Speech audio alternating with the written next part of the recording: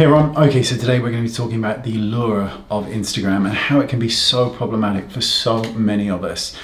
Now, whenever you're scrolling through Instagram, particularly if you're interested in makeup and skincare, particularly makeup, you will notice that pretty much all the looks that we're seeing on there, at least on my feed, and I don't really search for them like that, are filled with these incredible Instagram makeup looks. And you all know what I mean when I say that. It's full coverage everything, full on eye makeup, full on nude lips. It's a lot of makeup. And it can be so problematic, not just for the younger generation, but for all of us as well, because we start to think that that is how people look in real life, that that is how people out there are walking around. And that really isn't true. Now, I live in a relatively small part of the country, at least the area, should I say, that I'm in is very small, it's very quiet. Now, occasionally I have to go to London, and I'm not a big fan of London. Nothing wrong with London, it's just not my cup of tea because it's way too big, too busy, and I don't find the people often particularly friendly, you know, especially going down some of the really busy shopping streets. It's just all coming at you. Not my idea of fun at all. But while in London and also in Cardiff City as well, which is only about 20 minutes away from where I live, I go around the town. I don't see people wearing Instagram makeup. So I was in Cardiff yesterday and I was there for about 4 hours. Not once did I see anyone at all wearing full heavy Instagram makeup. Not a single person.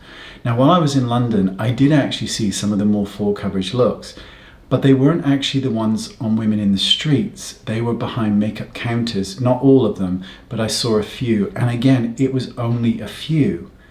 But when you look at Instagram, you would think that every woman out there is walking around with that kind of makeup look.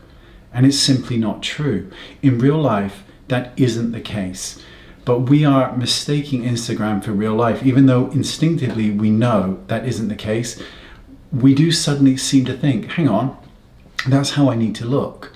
And it isn't true. And it can be incredibly distorting to how we view ourselves. It's the same when we're looking at, you know, Instagram gives us this illusion that we should all have the same makeup look and we should all be the same size, which is obviously thin, right?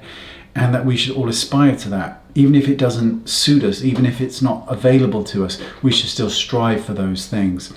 And I myself, as a male, fall for it, not just in the makeup aspect, but when I see other males of my own age group or younger, and they are fitter and they're better looking and they're more handsome and they're richer, you feel that you should have all of those things and you want to strive towards all those things, even if they are completely unattainable.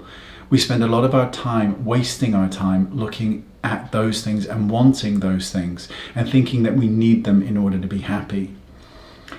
My experiment, which was not an experiment at all, was just me going about my day-to-day life, was a real realization of me, even though instinctively I knew it, that women just do not wear that kind of makeup. And even though, of course, there are women that do, there are girls and women that wear that makeup, the bulk of them don't. But we think they do. We think they're walking around with it from the minute they get up until the minute they go home.